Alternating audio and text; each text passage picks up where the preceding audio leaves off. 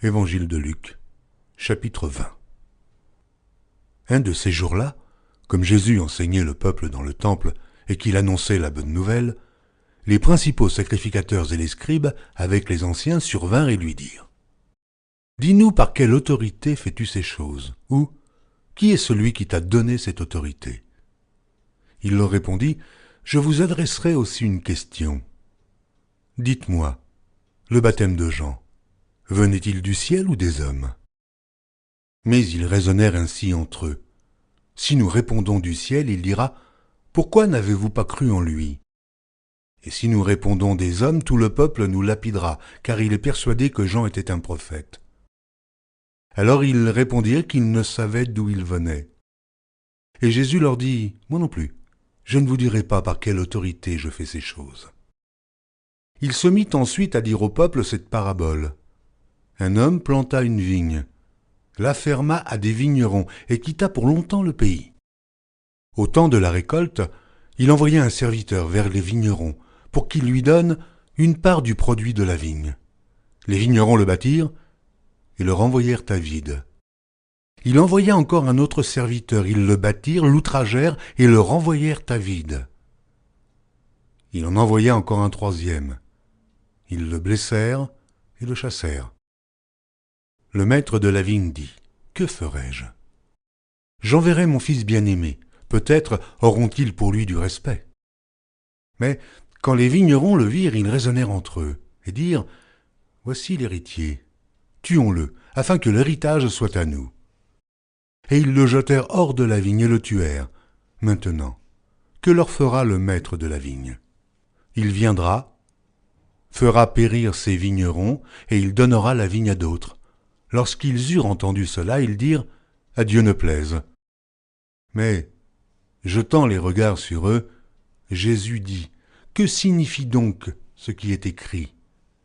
La pierre qu'ont rejetée ceux qui bâtissaient est devenue la principale de l'angle. Quiconque tombera sur cette pierre s'y brisera, et celui sur qui elle tombera sera écrasé. » Les principaux sacrificateurs et les scribes cherchèrent à mettre la main sur lui à l'heure même, mais ils craignirent le peuple. Ils avaient compris que c'était pour eux que Jésus avait dit cette parabole. Ils se mirent à observer Jésus et ils envoyèrent des gens qui feignaient d'être justes pour lui tendre des pièges et saisir de lui quelques paroles afin de le livrer aux magistrats et à l'autorité du gouverneur. Ces gens lui posèrent cette question : « Maître, nous savons que tu parles et enseignes droitement, et que tu ne regardes pas à l'apparence, mais que tu enseignes la voie de Dieu, selon la vérité. Nous est-il permis ou non de payer le tribut à César ?» Jésus, apercevant leur ruse, leur répondit : « Montrez-moi un denier. » « De qui porte-t-il l'effigie et l'inscription ? » ?»« De César, répondirent-ils.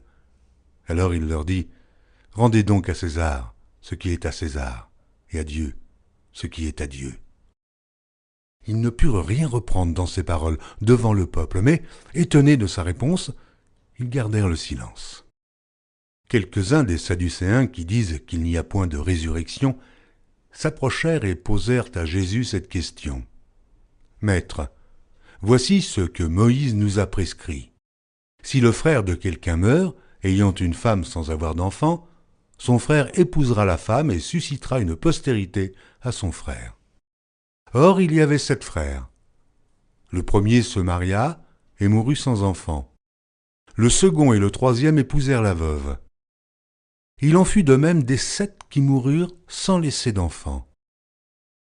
Enfin, la femme mourut aussi.